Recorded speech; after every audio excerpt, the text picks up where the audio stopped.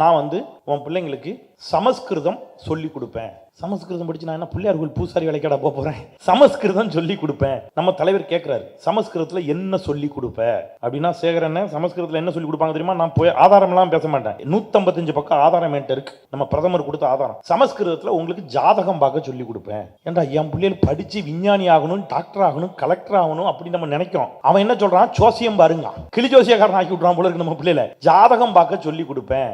நம்ம முதலமைச்சர் சொல்றாரு, இதை என்னால் ஏற்றுக்கொள்ள முடியாது.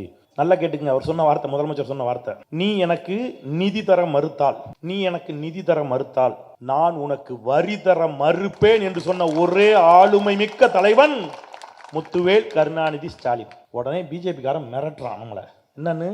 நீ வரி தர மறுத்தா உன் ஆட்சியை கலைப்பேன். நம்ம பிள்ளைங்களை எப்படியாவது படிக்க வச்சு மேல கொண்டு வந்துடும் நம்ம முதலமைச்சர் துடித்து கொண்டிருக்கிறார். இப்ப நம்ம வேற என்ன பண்றது? நீ நிதி தர மாட்டேங்கிற, அப்ப நம்ம கடன் வாங்க வேண்டியிருக்கு. கடன் வாங்கி நம்ம மக்களுக்கு செய்யறார் நம்ம முதலமைச்சர். உடனே பாஜக காரன் என்ன சொல்றான்? தமிழ்நாட்டை கடன்கார மாநிலமாக மாற்றி விட்டார் ஸ்டாலின். டேய், நீ நிதியும் தர மாட்டேங்கிற, என்கிட்ட வரியும் பிடிங்கிருக்க, என் பிள்ளைல படிக்கவும் விட மாட்டேங்கிற, அங்க என்னதான் பண்றது? இப்ப புதுசா ஒருத்தர் வந்திருக்கிறாரு, அதை சொல்லலைன்னா அது திருப்தியா போக மாட்டேங்க நீங்க. அதனால சொல்றேன். நான் ஒரு காலேஜுக்கு பேச போயிருந்தேன். அப்ப இந்த பையங்க கிட்ட எல்லாம் கேட்டேன், டேய் தம்பிகளா தங்கைகளா, நீங்களாம் யாருக்கடா ஓட்டு போடுவீங்க? அண்ணன் என்னென்ன இப்படி கேட்டீங்க? எங்க பெத்த அப்பா கிளம்பும் போது, காலேஜ் கிளம்பும் போது 10 ரூபா கொடுனா போடா அப்படின்னு செருப்பால் தேடி போய்பாரு.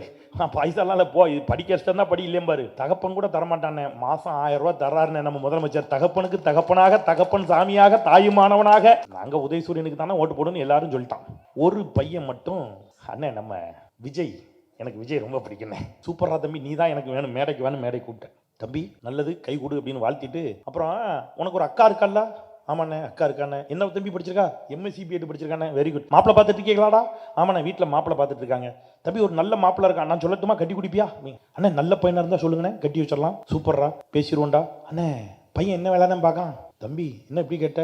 பையன் பிரமாதமா பிரமாதமா பிரமாதமா பிரமாதமா பிரமாதமா டான்ஸ் ஆடுவான்.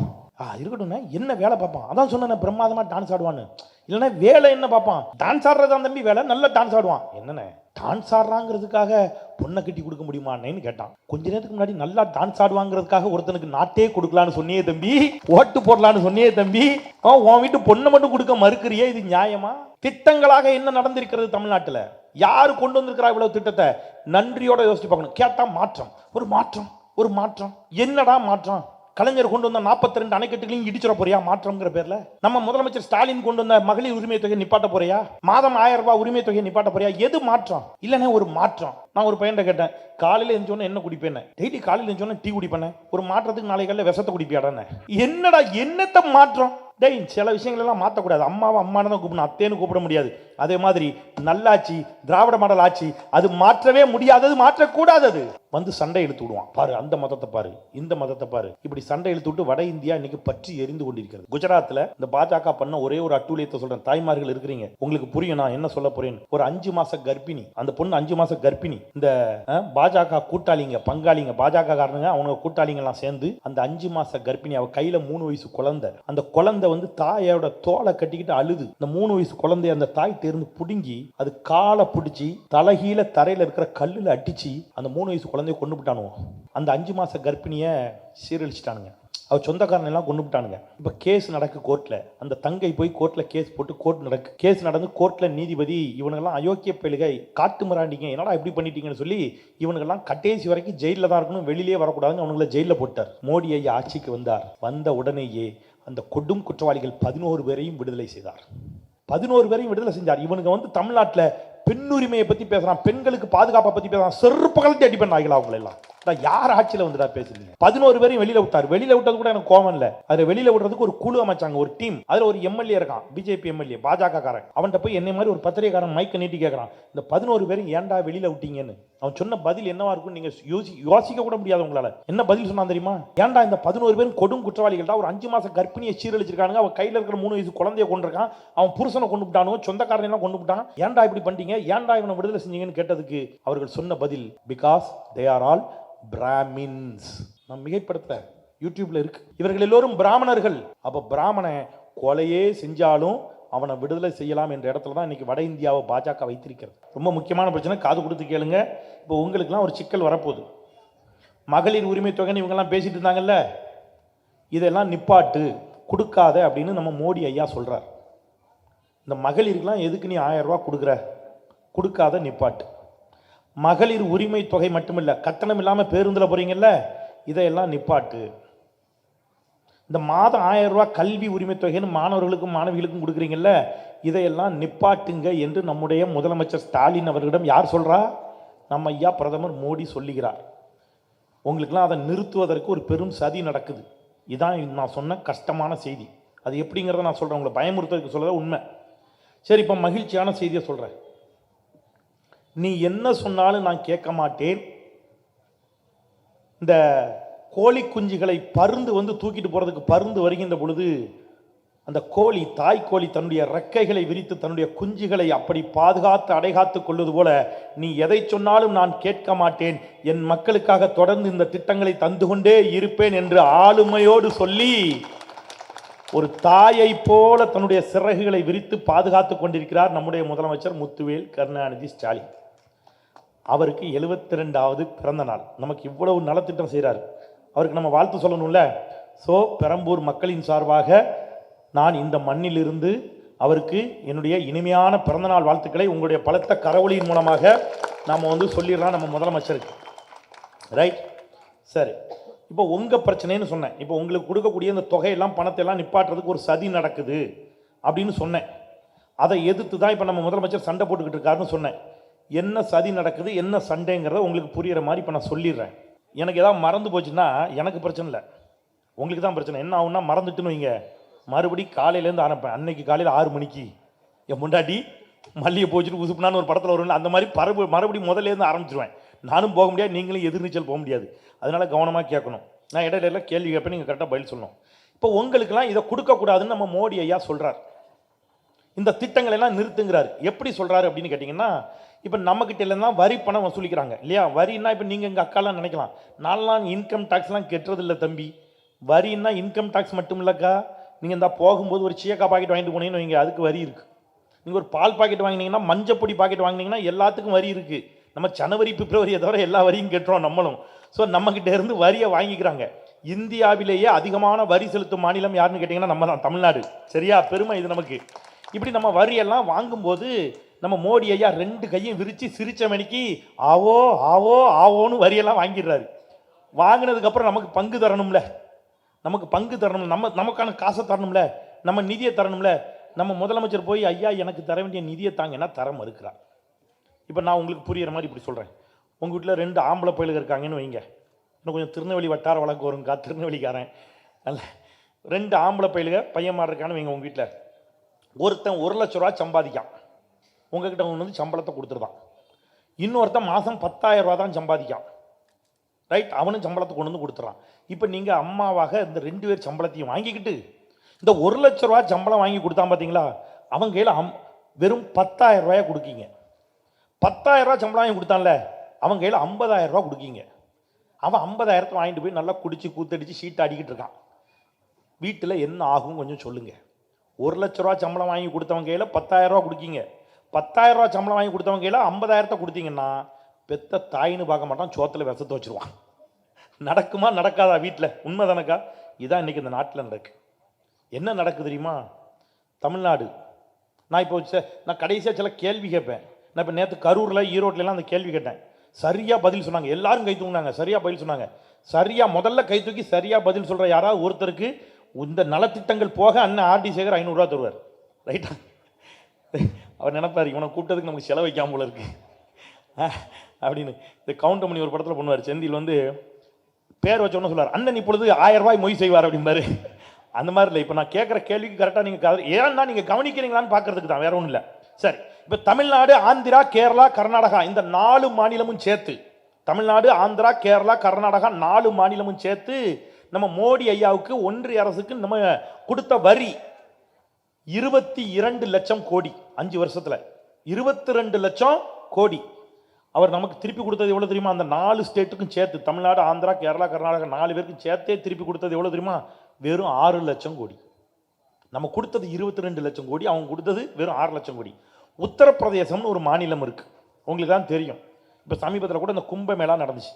அந்த உத்தரப்பிரதேசம் ஒரு மாநிலம், அவன் மட்டும் கொடுத்துருக்கான் வெறும் 3 லட்சம் கோடி. அவன் கொடுத்தது 3 லட்சம் கோடி. அவனுக்கு நம்ம மோடி ஐயா திருப்பி கொடுத்தது 7 லட்சம் கோடி. எவ்வளோங்க? 7 லட்சம் கோடி. இது அநியாயமா இல்லையா? இப்போ நான் சொன்ன உதாரணம் தானே.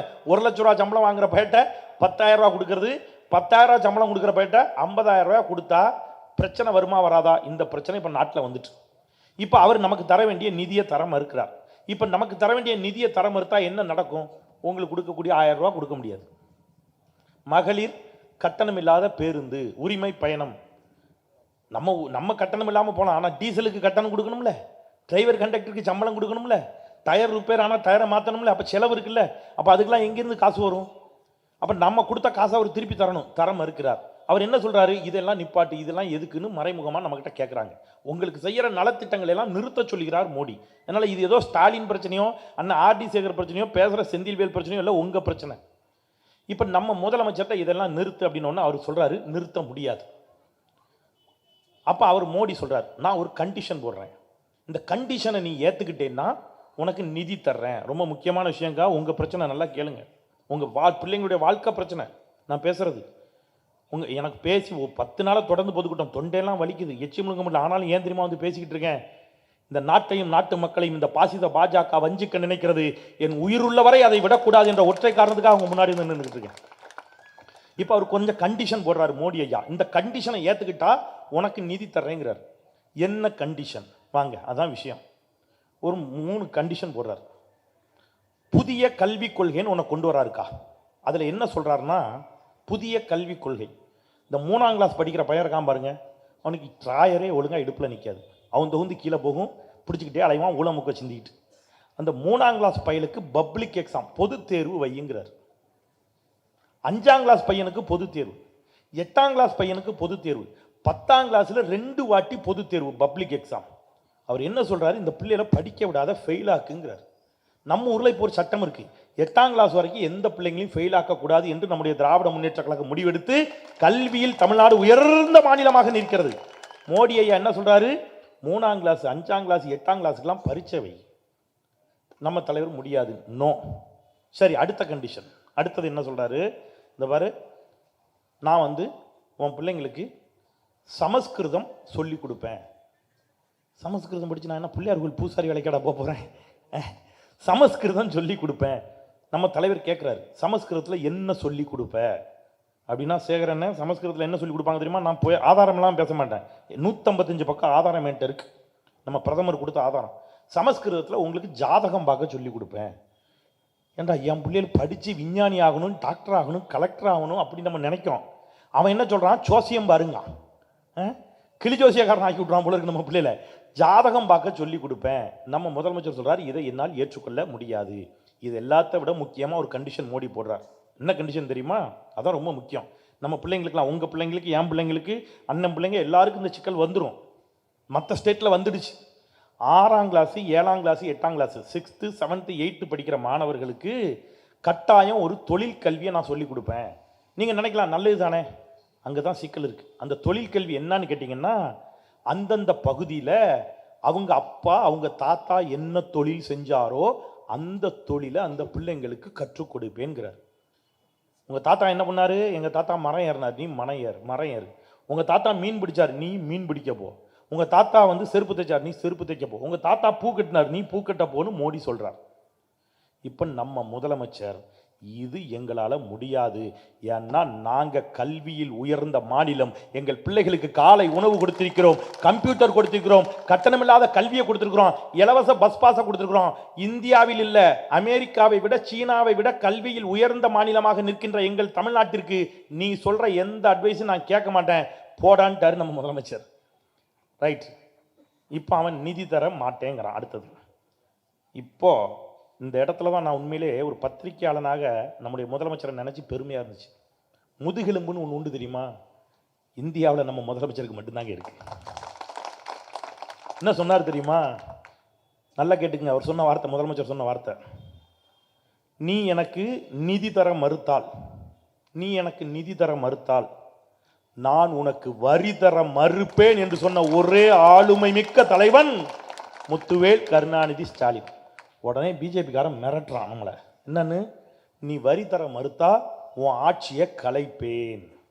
ஆட்சியை கலைப்பான். ஏண்டா அது மெரினா பீச்சில் சின்ன பிள்ளைகள் சேர்ந்து கட்டின மணல் வீடாடா கலைக்கிறதுக்கு கோடானு கோடி திராவிட முன்னேற்ற கழக தொண்டர்களின் ரத்தமும் நரம்பும் நாட்டின் நரம்பு சதையெல்லாம் உயிரெல்லாம் உருக்கி கொடுத்த கோட்டைடா.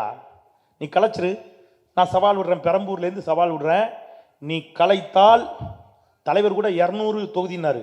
நான் சொல்றேன், இந்த மோடி நம் ஆட்சியை கலைத்தால் 234 தொகுதிகளிலும் திராவிட முன்னேற்ற கழகம் இமாலய வெற்றி பெறும். அப்ப இந்த சண்டை இன்னைக்கு இவ்வளவு பஞ்சாயத்து நடந்துட்டு இருக்கு நாட்டில். நம்முடைய கல்வியை நமக்கு உங்களுக்கு கொடுக்குற நலத்திட்டங்களை நிறுத்துவதற்கு மோடி ஐயா ஒரு பக்கம் பிரச்சனை பண்ணிட்டு இருக்காரு. நம்ம முதலமைச்சர் நான் அதெல்லாம் தாண்டி உங்களுக்கு ஏதாவது நல்லது செஞ்சே தீர்வேன்னு சண்டை போட்டுட்டு இருக்காரு. அதுக்கு உதாரணம் இப்ப நடந்த பட்ஜெட். ஒட்டுமொத்த இந்தியாவுக்கும் சேர்த்து மோடி ஒதுக்கீடு செய்தது கல்வியில வெறும் 1.25 லட்சம் கோடி. ஆனா நம்ம முதலமைச்சர் தமிழ்நாட்டிற்கு மட்டும் கல்விக்கு ஒதுக்கீடு செய்திருக்கக்கூடிய பணம் 47,000 கோடின்னு சொன்னா நம்ம பிள்ளைங்களை எப்படியாவது படிக்க வச்சு மேலே கொண்டு வந்துடும் நம்ம முதலமைச்சர் துடித்து கொண்டிருக்கிறார். இப்போ நம்ம வேற என்ன பண்றது? நீ நிதி தர மாட்டேங்கிற, அப்போ நம்ம கடன் வாங்க வேண்டியிருக்கு. கடன் வாங்கி நம்ம மக்களுக்கு செய்கிறார் நம்ம முதலமைச்சர். உடனே பாஜகக்காரன் என்ன சொல்றான்? தமிழ்நாட்டை கடன்கார மாநிலமாக மாற்றி விட்டார் ஸ்டாலின்.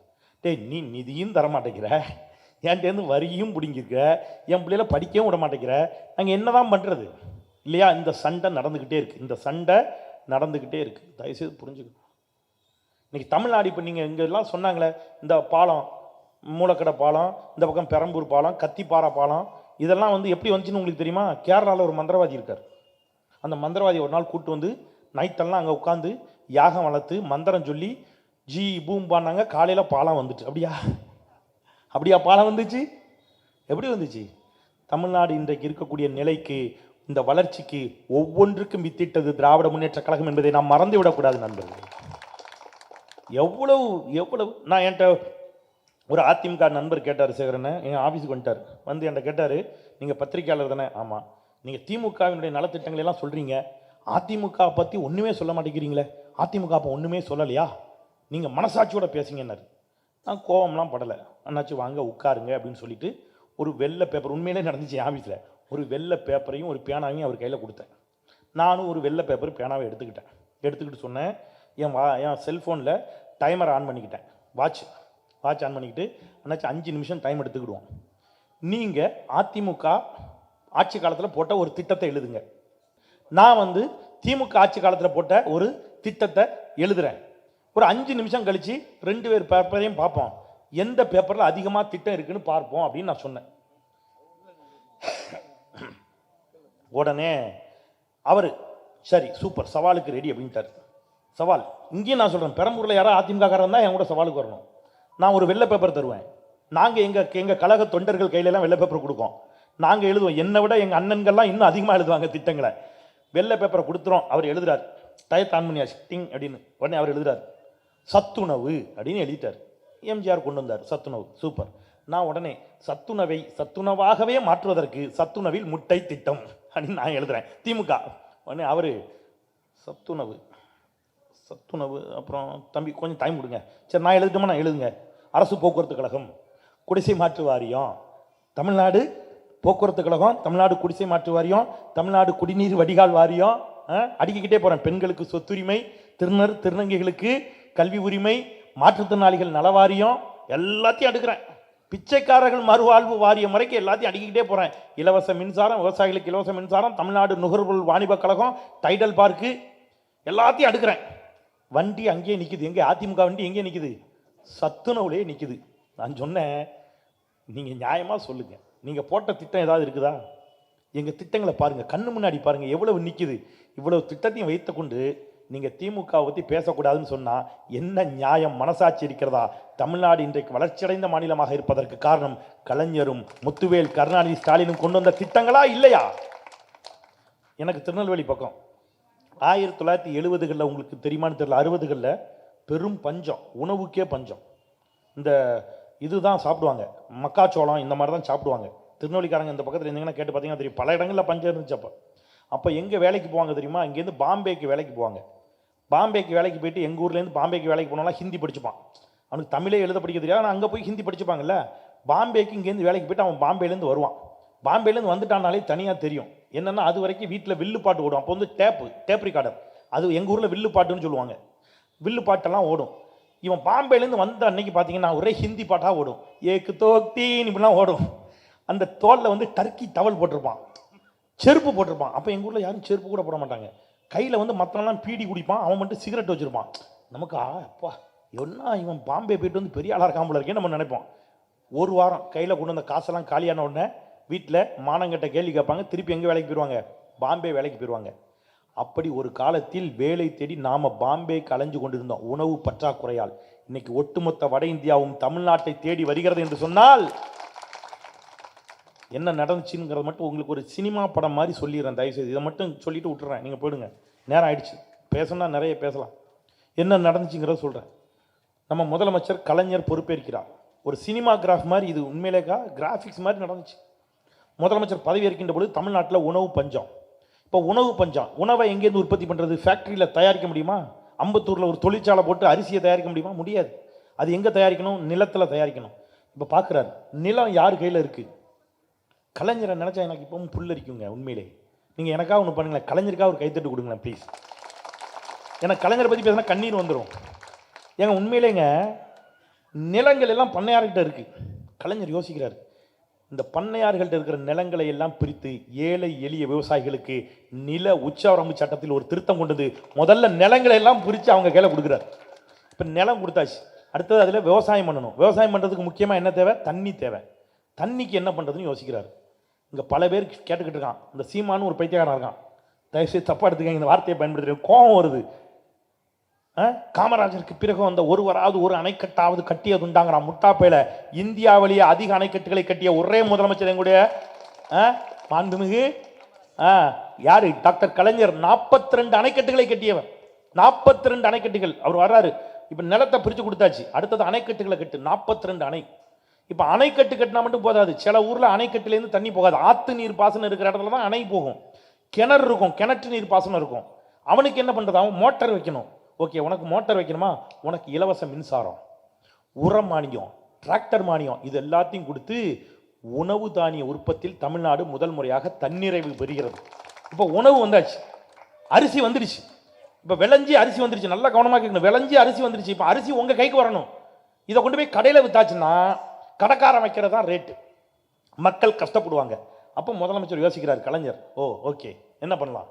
நியாயமான விலைகளில் இந்த மக்களுக்கு இந்த அரிசிலாம் போகணும். தமிழ்நாடு நுகர்பொருள் வாணிப கழகம் என்ற ஒன்றை இந்தியாவில் முதன்முறையாக உருவாக்கி தெருவுக்கு தெரு, ஊருக்கு ஊர் ரேஷன் கடைகளை திறந்தவர் டாக்டர் கலைஞர். இப்போ ரேஷன் கடைகளின் மூலமாக, நியாய விலை கடைகளின் மூலமாக நமக்கு அரிசி கிடைக்குது. சரி, உணவு கிடைச்சிருச்சு, போதுமா? உணவு சாப்பிட்டா போதுமா? அடுத்தது என்ன பண்ணணும்? படிப்பு. படிப்புக்கு ஒன்று பண்ணார். இப்போ புதிய தலைமுறையில் ஒரு இன்டர்வியூ என்னுடைய நண்பர் கார்த்திகேயன் பண்ணியிருக்கிறார், பீகாரில் இருக்கிற ஒரு அதிகாரியை. அவர் சொல்கிறார், பீகாரில் இன்னமும் பல மாவட்டங்களில் பல ஊர்களில் பள்ளிக்கூடமே கிடையாது. புதிய தலைமுறையில் இருக்குது.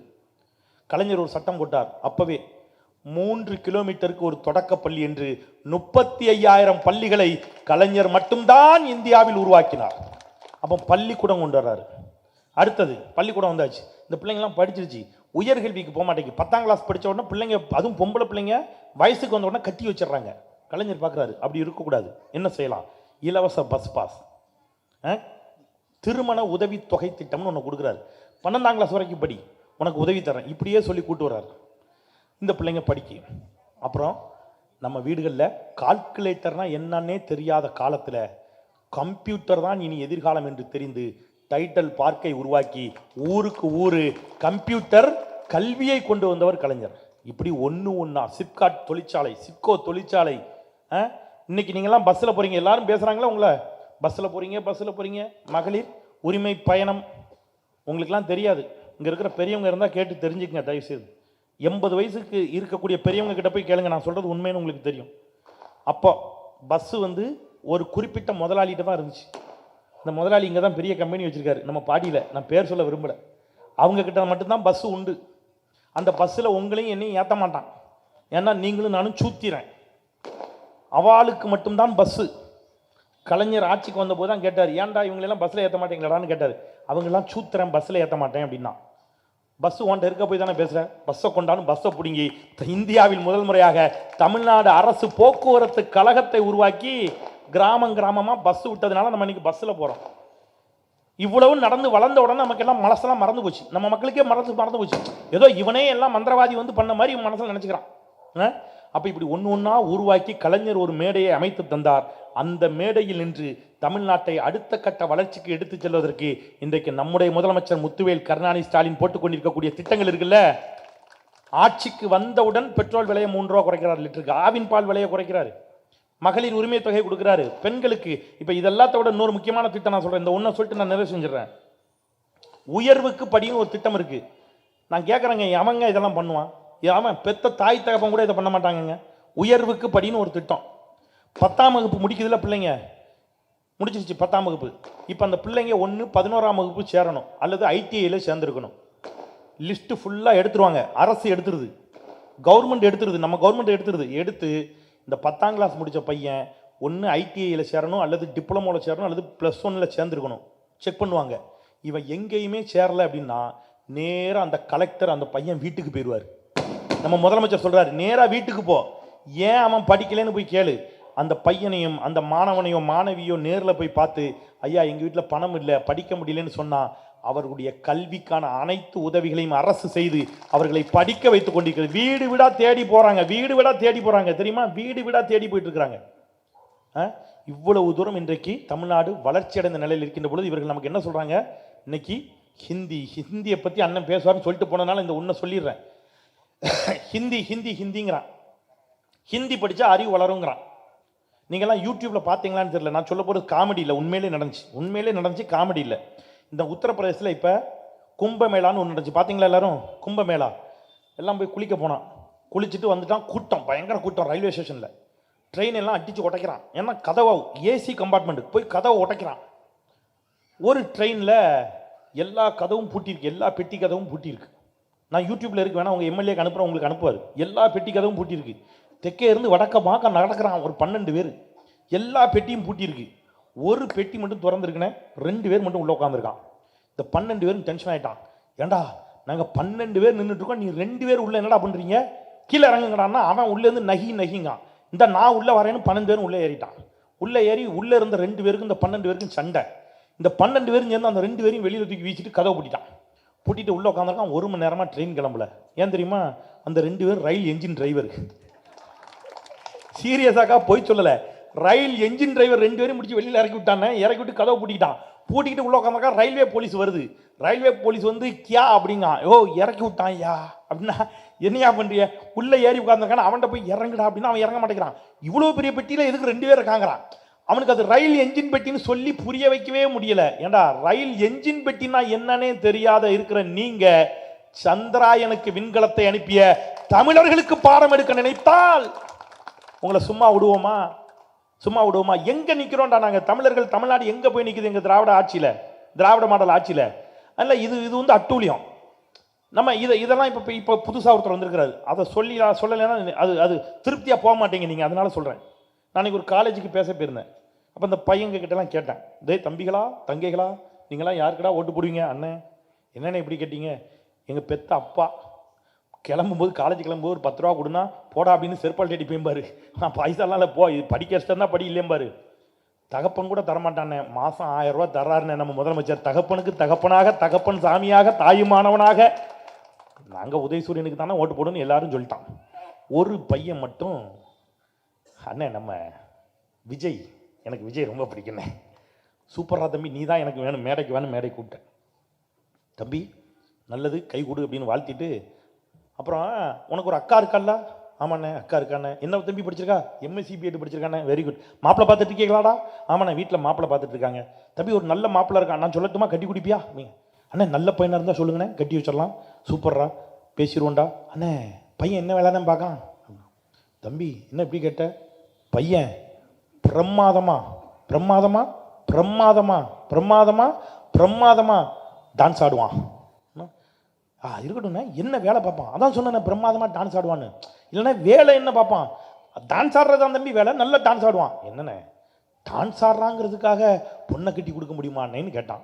கொஞ்ச நேரத்துக்கு முன்னாடி நல்லா டான்ஸ் ஆடுவாங்கிறதுக்காக ஒருத்தனுக்கு நாட்டே கொடுக்கலான்னு சொன்னியே தம்பி, ஓட்டு போடலான்னு சொன்னியே தம்பி, உன் வீட்டு பொண்ணை மட்டும் கொடுக்க மறுக்கிறியே, இது நியாயமா? நீங்கள் தாய்மார்கள் யோசிக்கணும். நல்லா டான்ஸ் ஆடுறாருன்னா பார்த்து ரசிக்கலாம், கூட 10 ரூபா கொடுக்கலாம். நீங்கள் இப்படி யோசிச்சு பாருங்கள், உங்கள் வீட்டுக்காரர்லாம் நல்லா டான்ஸ் ஆடுதுன்னு ஏதாவது நடிகைக்கு பின்னாடி போய் ஓட்டு போடணும்னு போனால் நீங்கள் விட்டுருவீங்களா? தாய்மார்கள்லாம் அப்போ நீங்கள் விட மாட்டீங்கல்ல. அப்போ நல்லா டான்ஸ் ஆடுனா ரசிக்கலாம், டிவியில் பார்க்கலாம், தியேட்டரில் பார்க்கலாம், கை தட்டிக்கலாம். திட்டங்களாக என்ன நடந்திருக்கிறது தமிழ்நாட்டில்? யாரு கொண்டு வந்திருக்கிறா இவ்வளவு திட்டத்தை? நன்றியோட யோசிச்சு பார்க்கணும். கேட்டால் மாற்றம், ஒரு மாற்றம், ஒரு மாற்றம். என்னடா மாற்றம்? கலைஞர் கொண்டு வந்த 42 அணைக்கட்டுகளையும் இடிச்சிட போறியா மாற்றம்ங்கிற பேர்ல? நம்ம முதலமைச்சர் ஸ்டாலின் கொண்டு வந்த மகளிர் உரிமை தொகையை நிப்பாட்ட போறியா? மாதம் 1000 ரூபாய் உரிமை தொகையை நிப்பாட்ட போறியா? எது மாற்றம்? இல்லைன்னா ஒரு மாற்றம். நான் ஒரு பையன்கிட்ட கேட்டேன், காலையில் எழுந்தோன்னே என்ன குடிப்பேன்னு. டெய்லி காலையில் எழுந்தோன்னே டீ குடிப்பேன். ஒரு மாற்றத்துக்கு நாளை காலையில் விஷத்தை குடிப்பியாடான்னு. என்னடா என்னத்தை மாற்றம்? டேய், சில விஷயங்கள் எல்லாம் மாற்றக்கூடாது. அம்மாவை அம்மானு தான் கூப்பிடணும், அத்தேன்னு கூப்பிட முடியாது. அதே மாதிரி நல்லாட்சி, திராவிட மாடல் ஆட்சி, அது மாற்றவே முடியாதது, மாற்றக்கூடாதது. ஒரு மாற்றத்துக்கு போய் பெத்தவளை போய் அம்மாவை போய் அம்மானு கூப்பிடுறது போய் அத்தேன்னு கூப்பிடுவீங்களாடா? திராவிட மாடல் ஆட்சி நல்லாட்சி, அது தொடரணும். இல்லைன்னா தமிழ்நாடு சுடுகாடாக போயிடும். அப்படிங்கிறதுக்காக தான் இன்னைக்கு இவ்வளவு தூரம் எல்லாரும் என்ன செஞ்சுட்டு இருக்கிறோம், கத்திக்கிட்டு இருக்கோம். அதனால் அதை புரிந்து கொள்ள வேண்டும். இந்த ஹிந்தி திணிப்பை பற்றிலாம் பேசுகிறாங்க, மத பிரச்சனையை பற்றி பேசிட்டாங்க. இதை எல்லாத்தையும் இப்போ உங்ககிட்ட இப்போ இவ்வளோத்தையும் நான் பேசிட்டு போவேன். இப்போ இதெல்லாம் மடை மாற்றுவதற்கு என்ன செய்வான்னா, மத பிரச்சனையை தூண்டுவான், சண்டை இழுத்து விடுவான். பாரு அந்த மதத்தை பாரு, இந்த மதத்தை பாரு, இப்படி சண்டை இழுத்து விட்டு வட இந்தியா இன்னைக்கு பற்றி எரிந்து கொண்டிருக்கிறது. தாய்மார்களுக்கு தான் நான் சொல்கிற வழி புரியும், சகோதரர்களுக்கு கூட புரியாதுன்னு நினைக்கிறேன். குஜராத்தில் இந்த பாஜக பண்ண ஒரே ஒரு அட்டூழியத்தை சொல்கிறேன். தாய்மார்கள் இருக்கிறீங்க, உங்களுக்கு புரியும் நான் என்ன சொல்ல போகிறேன்னு. ஒரு 5 மாத கர்ப்பிணி, அந்த பொண்ணு 5 மாத கர்ப்பிணி.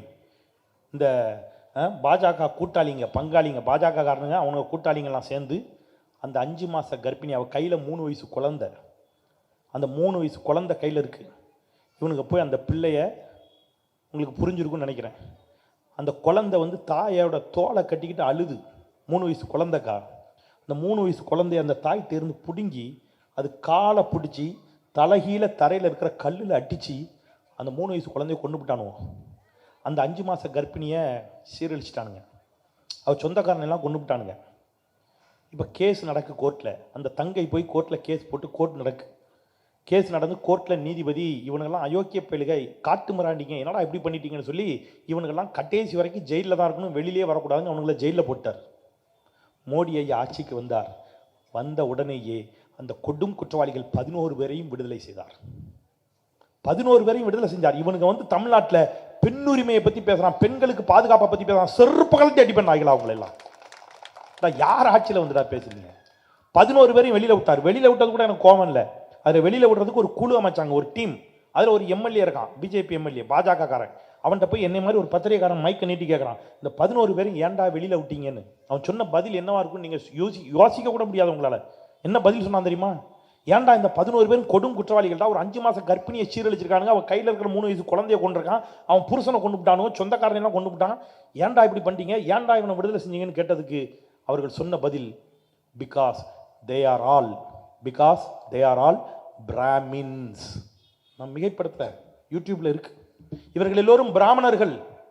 அப்போ பிராமண கொலையே செஞ்சாலும் அவனை விடுதலை செய்யலாம் என்ற இடத்துல தான் இன்னைக்கு வட இந்தியாவை பாஜக வைத்திருக்கிறது.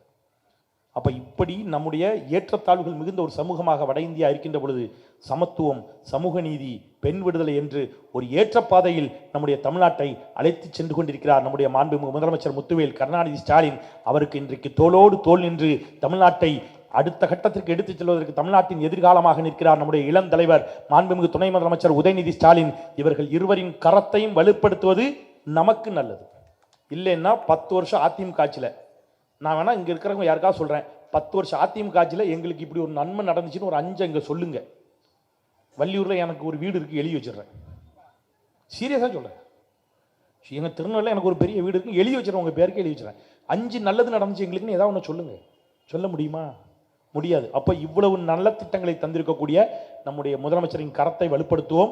வர இருக்கக்கூடிய இன்னும் ஓராண்டில் தேர்தல் வர இருக்கிறது. நம்முடைய உதயசூரியன் சின்னத்தை மறக்காமல் மீண்டும் தேர்ந்தெடுப்போம். அடுத்த சட்டமன்றத்தில் நான் அடுத்த முறை அடுத்த சட்டப்பேரவை தொடங்கி நடைபெற்ற பிறகு இதே பெரம்பூருக்கு வருகின்ற பொழுது மாண்புமிகு அமைச்சர் ஆர்.டி. சேகர் அவர்களே என்று சொல்லக்கூடிய ஒரு வாய்ப்பை நீங்கள் உருவாக்கி தாருங்கள் என்று சொல்லி நல்லதொரு வாய்ப்பை எனக்கு தந்த இந்த மாவட்ட கழகத்தைச் சேர்ந்த அத்தனை பேருக்கும், மாவட்ட செயலாளர் அண்ணன் ஆர்.டி. சேகர் அவர்களுக்கும் நஞ்சம் நிறைந்த நன்றி சொல்லி பொறுமையாக செவி கொடுத்தீங்க. மறக்கலை. இப்போ கேள்விக்கு 500 ரூபா பரிசு இருக்கு. கேள்வி, நம்ம தமிழ்நாடு, கேரளா, ஆந்திரா, கர்நாடகா 4 மாநிலமும் சேர்த்து கொடுத்த காசு எவ்வளவு, அவன் நமக்கு திருப்பி கொடுத்த காசு எவ்வளவு? அந்த அக்கா பச்சை சுடிதார் ஃபர்ஸ்ட் தூக்கிட்டீங்க, வாங்க நீங்க தான் மேடைக்கு வந்து பதில் சொல்லிட்டு அண்ணன் 500 ரூபாய் பரிசு வாங்கிக்கோங்க. அப்படியே மேடைக்கு வாங்க.